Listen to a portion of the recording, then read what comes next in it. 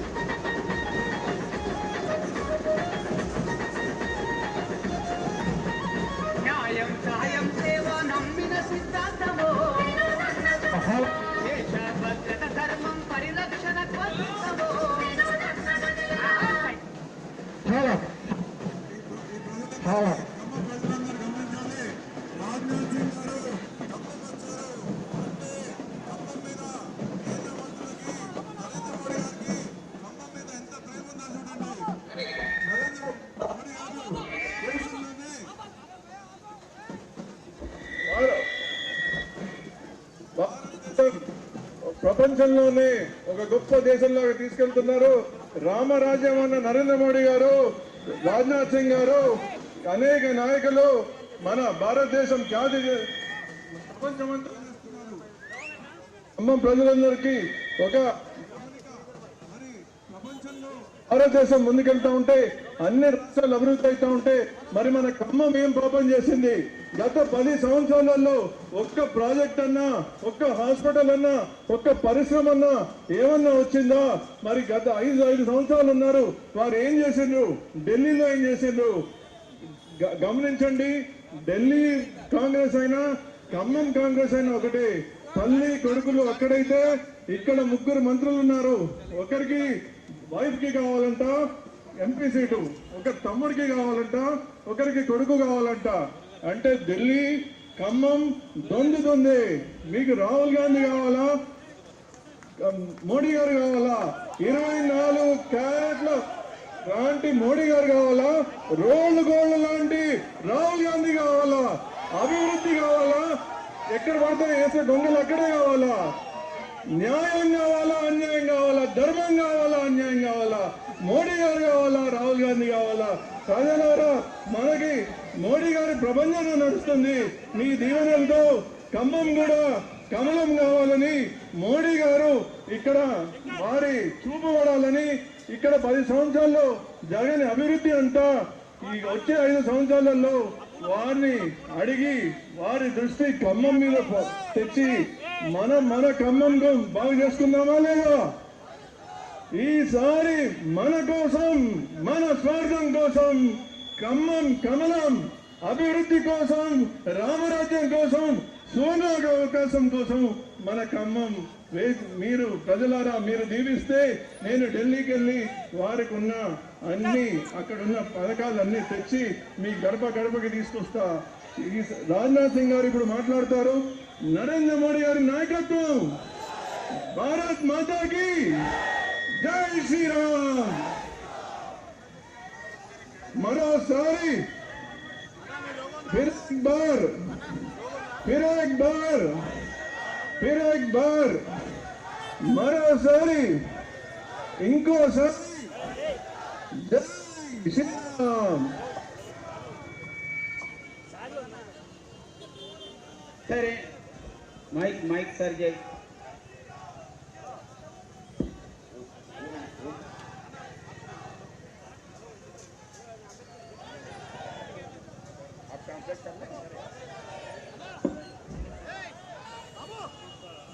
Brothers and sisters, P. Sudhakar Reddy, BJP National Office Bearer, Mr. T.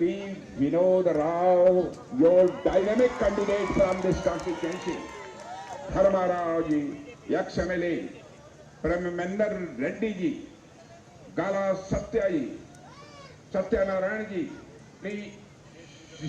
K. Sridhar Reddy, Kisan Morcha, Ranja Kiran, District President, Vidyasagar ji, P Satyanarayana corporator और यहां मौजूद मेरे सारे brothers and sister, I will deliver my speech in Hindi that will be translated by Parmendra ji in Telugu. Okay, बोलिए भारत माता की, भारत माता की. बहनों भाइयों, आप सभी जानते हैं कि तेलंगाना राज्य का जब गठन हुआ था, भारतीय जनता पार्टी का सबसे एक इम्पॉर्टेंट रोल था तेलंगाना राज्य का गठन करने में.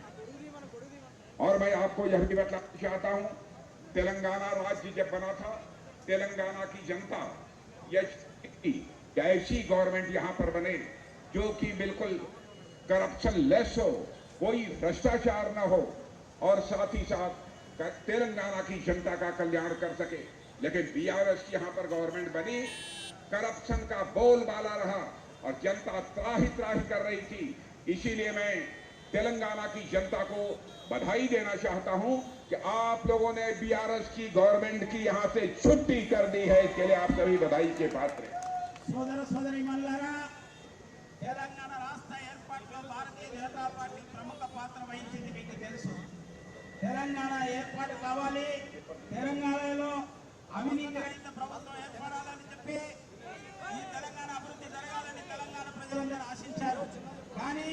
బీఆర్ఎస్ ప్రభుత్వం ఇక్కడ అధికారంకి వచ్చిన తర్వాత ప్రజలను దోపిడీ గురి చేసి అనేక రకాల అవినీతి కార్యక్రమాలకు పాల్పడ్డది.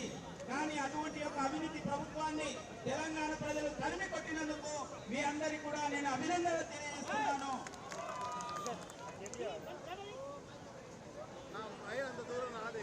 బాబు అది మైక్ సరే.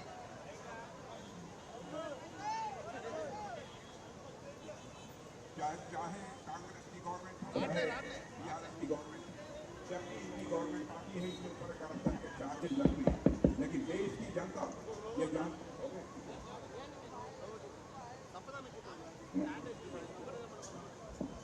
चाहे कांग्रेस गवर्नमेंट में आती हो चाहे बीआरएस आती हो, जबकि इन लोग की गवर्नमेंट बनती है इनके ऊपर करप्शन के सीरियस चार्जेस लगते हैं। आपने देखा होगा कांग्रेस की रिजिम में बराबर कभी घी घोटाला, कभी शुगर घोटाला, कभी रफेल घोटाला, तरह तरह के घोटालों की चर्चा होती रही। लेकिन पिछले 10 वर्षों से लगातार इस भारत में मोदी जी के नेतृत्व में जो गवर्नमेंट है, भारत की क्या दुनिया का कोई व्यक्ति उंगली उठाकर नहीं कह सकता कि हमारी गवर्नमेंट पर एक भी करप्शन का चार्ज नहीं बना।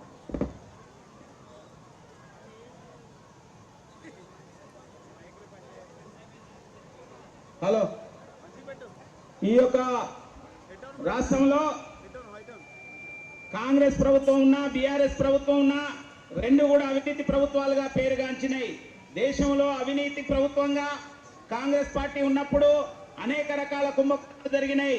బోఫోర్స్ కుంభకోణం, రఫేల్ కుంభకోణం, చక్కెర కుంభకోణం, యూరియా కుంభకోణం, అనేక రకాల కుంభకోణం చేసిన యొక్క చరిత్ర కాంగ్రెస్ కున్నది. కానీ గత 10 సంవత్సరాలుగా ప్రధానమంత్రి నరేంద్ర మోడీ గారి యొక్క ప్రభుత్వంలో ఒక్క అవినీతి యొక్క లేకుండా ప్రభుత్వాన్ని నిర్వహించిన ఘనత నరేంద్ర మోడీ ప్రభుత్వానికి దక్కింది. मेरे बहनों भाइयों, भारतीय जनता पार्टी हिंदुस्तान की एक ऐसी राजनीतिक पार्टी है जो कहती है वह करती है, उसके वर्ड्स और डीड्स में कोई अंतर नहीं होता। पिछले सारे चुनावों के इलेक्शन मैनिफेस्टो उठाकर देख लीजिए। हम लोगों ने अपने इलेक्शन मैनिफेस्टो में कहा था हमारी गवर्नमेंट बनेगी आर्टिकल 370, जिसके तहत जम्मू कश्मीर को स्पेशल स्टेटस प्राप्त है, उसी स्पेशल स्टेटस को हम समाप्त करेंगे। आपने देखा पार्लियामेंट में क्लियर मेजॉरिटी मिलने के बाद आर्टिकल 370 को हमने चुटकी बजाकर समाप्त कर दिया। ముఖ్యంగా నరేంద్ర మోడీ ప్రభుత్వం ఏది చెప్తుందో అది చేసే యొక్క ప్రభుత్వం. అదే విధంగా మనందరికీ తెలుసు పార్లమెంట్ లో పూర్తి యొక్క అధికారం వచ్చిన తర్వాత, మెజార్టీ వచ్చిన తర్వాత జమ్మూ కాశ్మీర్ కు స్వయం ప్రతిపత్తి కలిగించే యొక్క 370 ఆర్టికల్ తొలగిస్తామని చెప్పాం. జమ్మూ కాశ్మీర్ ను సంపూర్ణంగా భారతదేశంలో విలీనం చేసిన యొక్క ఘనత నరేంద్ర మోడీ ప్రభుత్వాన్ని. हम लोगों ने अपने इलेक्शन मैनिफेस्टो में कहा था हमारी गवर्नमेंट बनेगी तो अयोध्या की धरती पर भक्त राम का मंदिर बनकर रहेगा।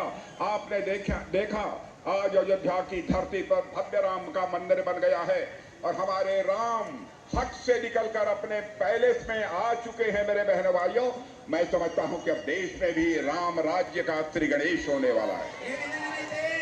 बीजेपी మేనిఫెస్టోలో పెట్టిన విధంగా బీజేపీ అధికారంలోకి వస్తే ఏపీలో భవ్యమైన రామ మందిరం నిర్మిస్తామని చెప్పడం జరిగింది. దానికి అనుగుణంగా మొన్న జనవరి 22వ తేదీన భవ్య రామ మందిరంలో శ్రీరామచంద్రుడి యొక్క ప్రాణ ప్రతిష్ఠ చేసిన యొక్క ఇది మరి అయోధ్యలో జరిగిందని ఈ యొక్క నరేంద్ర మోడీ ప్రభుత్వం యొక్క ఘనత. జై శ్రీరామ్. हम लोगों ने कहा था हमारी गवर्नमेंट बनेगी तो 3 तलाक के ट्रेडिशन को हम समाप्त करेंगे, लेकिन लोग ये कहते थे कि आप दूसरे रिलीजन के मामले में कैसे इंटरफियर कर सकते हैं। बहनों भाइयों, हिंदू हो, मुसलमान हो, क्रिश्चियन हो, यहूदी हो, कोई भी हो, सबकी माँ बहन बेटी, ये हम लोगों की भी माँ बहन बेटी है। उसके साथ यदि कोई जुल्म करेगा, अत्याचार करेगा, हमारी सरकार बने या न बने, उसके खिलाफ हम कार्रवाई करेंगे और हिंदुस्तान की सारी माताओं बहनों और बेटियों के साथ भारतीय जनता पार्टी पूरी ताकत के साथ खड़ी थी। మన ప్రభుత్వం ముందే చెప్పినట్టుగా మన ప్రభుత్వం వస్తే ట్రిపుల్ తలాక్ ఎత్తేస్తామని చెప్పాం. ఏ విధంగా అయితే మహిళలందరూ కూడా సమానమే, అందరికీ సమాన హక్కులు ఉండాలని చెప్పి కోరుకోవడం జరిగింది. అదే విధంగా మనం మహిళలను ఒక శక్తి స్వరూపులుగా కొలుస్తాం, మాతగా కొలుస్తాం. దేశంలో మహిళలందరిపైన కూడా గౌరవం ఉండాలని, ఎలాంటి అత్యాచారాలు జరగద్దని చెప్పి మనం కోరుకుంటున్నాం. ఎవరైనా కనుక ఆ విధంగా చేస్తే దానిపైన కఠినంగా వ్యవహరిస్తామని కూడా నిరూపించడం జరిగింది. భవిష్యత్తులో కూడా మహిళలకు గౌరవంగా ఉండాలని చెప్పి కూడా ఇవాళ నరేంద్ర మోడీ ప్రభుత్వం భావిస్తున్నది. इस बार के इलेक्शन मैनिफेस्टो में हमने कहा है हमारी गवर्नमेंट बनेगी तो यूनिफॉर्म सिविल कोड हम लागू करेंगे। ఈసారి बहनों भाइयों, दुनिया के किसी भी प्रोग्रेसिव इस्लामिक स्टेट में भी यह जो है यूनिफॉर्म सिविल कोड नहीं है, अलग अलग पर्सनल एक्ट नहीं है, सभी जगह यूनिफॉर्म सिविल कोड है। तो भारत में यूनिफॉर्म सिविल कोड क्यों नहीं होना चाहिए? इसलिए हम लोगों का कमिटमेंट था कि हम यूनिफॉर्म सिविल कोड लागू करेंगे, तो हम यूनिफॉर्म सिविल कोड लागू करके रहेंगे। ఈసారి మనము మేనిఫెస్టోలో చెప్పడం జరిగింది, ఈసారి కనుక ప్రభుత్వం వస్తే ఉమ్మడి పౌర స్మృతి ఏదైతే కామన్ సివిల్ కోడ్ అందరికీ ఒకే ఒక్క పౌర చట్టం తీసుకొస్తామని చెప్పడం జరిగింది. ప్రపంచంలో ఏ ముస్లిం దేశంలో కూడా ఇవాళ ప్రత్యేకమైన యొక్క చట్టాలు లేవు. కాబట్టి భారతదేశంలో కూడా మన ప్రభుత్వం రాబోతుంది. వచ్చిన తర్వాత భారతదేశంలో కూడా ఉమ్మడి యొక్క పౌర స్మృతిని తీసుకొస్తామని చెప్పి ఈ సందర్భంగా తెలియజేస్తున్నాం. बराबर पंडित जवाहरलाल नेहरू कहते रहे कि हम पॉवर्टी को समाप्त करेंगे इस देश से। इंदिरा जी भी कहती रही कि हम पॉवर्टी को इस देश से समाप्त करेंगे। राजीव गांधी जी भी कहते रहे कि हम पॉवर्टी को इस देश से समाप्त करेंगे। कोई भी पॉवर्टी को समाप्त नहीं कर पाया। इंडिपेंडेंट इंडिया में पहली बार हमारे प्राइम मिनिस्टर नरेंद्र मोदी जी ने 25 करोड़ लोगों को पॉवर्टी लाइन से बाहर करने में कामयाबी हासिल की है। ఈ కాంగ్రెస్ అనేక కాలం నుంచి జవహర్లాల్ నెహ్రూ గారు చెప్పారు మేము పేదరికాన్ని తొలగిస్తామని, ఇందిరాగాంధీ చెప్పారు గరీబీ హటావో అని, రాజీవ్ గాంధీ గారు చెప్పారు మేము పేదరికాన్ని తీసేస్తామని. కానీ వీళ్ళ ప్రభుత్వంలో పేదరికం పోలేదు, ఇంకెక్కువైంది. కానీ నరేంద్ర మోడీ గారు వచ్చిన యొక్క 10 సంవత్సరాల్లో 25 కోట్ల మంది ప్రజలను పేదరికం నుంచి బయటికి తీసుకురావడం జరిగింది. పేదరికాన్ని రూపుమాపే యొక్క లక్ష్యమే నరేంద్ర మోడీ ప్రభుత్వాన్ని. भारत का स्टेचर सारी दुनिया में बढ़ा है। पहले भारत इंटरनेशनल फोरम पर कुछ बोलता था, भारत की बातों को जितनी सीरियसली लिया जाना चाहिए लोग नहीं लेते थे। लेकिन आज यदि भारत इंटरनेशनल फोरम पर कुछ बोलता है, सारी दुनिया कान खोलकर सुनती है भारत बोल क्या रहा है। यह दुनिया में भारत की हैसियत बनी है। గతంలో భారతదేశం యొక్క మాట ప్రపంచ దేశాలు ఎవరు కూడా వినేది కాదు, పట్టించుకునే వాళ్ళు కాదు. కానీ ఈనాడు నరేంద్ర మోడీ గారి ప్రభుత్వం వచ్చిన 10 సంవత్సరాల తర్వాత ఇవాళ భారతదేశం ఏ విషయంలోనే ఏం మాట్లాడుతున్నదని వింటున్నారు. ఇవాళ భారతదేశానికి అత్యంత ప్రతిష్ట ప్రపంచంలో కలిగించిన యొక్క ప్రభుత్వం నరేంద్ర మోడీ గారి ప్రభుత్వం అని చెప్పి మనం చేస్తున్నాను. ప్రపంచంలో భారతదేశానికి ఒక మంచి గౌరవాన్ని తీసుకొచ్చిన యొక్క ప్రభుత్వం నరేంద్ర మోడీ ప్రభుత్వం. इकोनॉमी की साइज के मामले में जो हमारा भारत 2014 में 11वें स्थान पर खड़ा था, मोदी जी ने उस भारत को इकोनॉमी की साइज के मामले में लाकर दुनिया में 5वें स्थान पर खड़ा कर दिया है। और सारी इंटरनेशनल फाइनेंशियल फर्म, सारे इकोनॉमिस्ट अब यह दावा कर रहे हैं कि विश्व की फास्टेस्ट ग्रोइंग इकोनॉमी, सर्वाधिक तेजी से आगे बढ़ने वाली अर्थव्यवस्था यदि किसी देश की है, भारत की है। इसलिए 2027 आते आते भारत दुनिया की टॉप 3 कंट्रीज में खड़ा हो जाएगा। मेरे बहनों भाइयों, మనందరికీ తెలుసు ప్రపంచంలో భారతదేశం ఆర్థిక స్థితిలో 11వ స్థానం 2014లో ఉండే. కానీ నరేంద్ర మోడీ గారి ప్రభుత్వం వచ్చినాక ఈ 10 సంవత్సరాలలో భారతదేశం యొక్క ఆర్థిక వ్యవస్థ అత్యంత వేగంగా అభివృద్ధి చెందుతూ 5వ స్థానానికి ప్రపంచంలో రావడం జరిగింది. ఇంకా మరి రాబోయే యొక్క రోజుల్లో 2022 కల్లా ప్రపంచంలో 3వ అతిపెద్ద ఆర్థిక వ్యవస్థగా భారతదేశం రాబోతున్నది. నరేంద్ర మోడీ గారి ప్రభుత్వం వచ్చిన తర్వాత ఈ ప్రపంచంలోనే వేగంగా అభివృద్ధి చెందిన దేశమే కాకుండా టాప్ 3 దేశాలలో అతి యొక్క ప్రధానమైన దేశాల్లో మరి భారతదేశం ఒక ప్రధానంగా ఉంటుందని చెప్పి మనం చేస్తున్నాను. అదేవిధంగా అంబులెన్స్ జారీ చేయవలసిందిగా మన యొక్క మరి एम्बुलेंस जाने दीजिए, एम्बुलेंस जाने दीजिए, అంబులెన్స్ జారీ చేయండి ప్లీజ్, एम्बुलेंस जाने दीजिए, అంబులెన్స్ జారీ చేయండి. रास्ता दीजिए एम्बुलेंस థ్యాంక్ యూ, ధన్యవాद.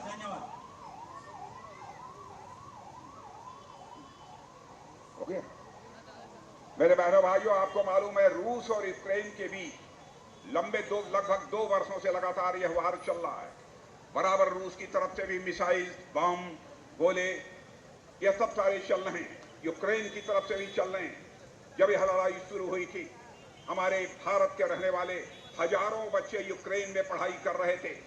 उनके फादर मदर जो भारत में रहते थे वो बहुत परेशान हुए कि कहीं हमारे बच्चे ना उस वार के शिकार हो जाएं। प्राइम मिनिस्टर से उनका डेलीगेशन मिलकर उनसे यह कहा कि प्राइम मिनिस्टर मोदी जी, चाहे जैसे भी हो हमारे बच्चों को यूक्रेन से बाहर निकालिए। हमारे प्राइम मिनिस्टर ने रूस के प्रेसिडेंट मिस्टर पुतिन से बात की, यूक्रेन के प्रेसिडेंट मिस्टर जेलेंस्की से बात करी, और आपको जानकर आश्चर्य होगा 4.5 आवर के लिए रशिया यूक्रेन वार रुक गया। मोर देन 22,000 हमारे स्टूडेंट यूक्रेन से चलकर भारत आ गए। यह है हमारा भारत। మిత్రులారా, మనందరికీ తెలుసు గత 2 సంవత్సరాల నుంచి మరి ఉక్రెయిన్ రష్యా యొక్క యుద్ధం జరుగుతున్నది. ఆ యుద్ధం పెద్ద ఎత్తున జరుగుతున్నది. అనేక రకాల ఆయుధాలు ప్రయోగించుకుంటున్నారు. కానీ అక్కడ మన భారతీయ విద్యార్థులు, మన యొక్క బిడ్డలు అక్కడ చిక్కిపోయారు. అటువంటి వాళ్ళను బయటికి తీసుకురావడం కోసం మన ప్రధానమంత్రి నరేంద్ర మోడీ గారు మరి రష్యా యొక్క అధ్యక్షుడు పుతిన్ తో, అదే విధంగా ఉక్రెయిన్ అధ్యక్షుడు జెలెన్స్కీతో దయచేసి దారి వదలవలసిందిగా కోరుతున్నాం. అంబులెన్స్ కు